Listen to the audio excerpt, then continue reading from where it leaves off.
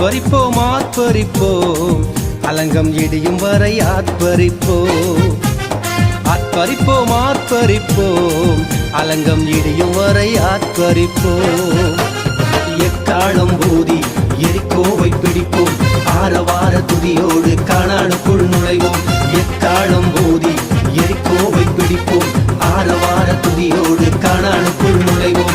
எழுப்புதலின் நேரமல்லோ, யோசுவாவின் காலமல்லோ.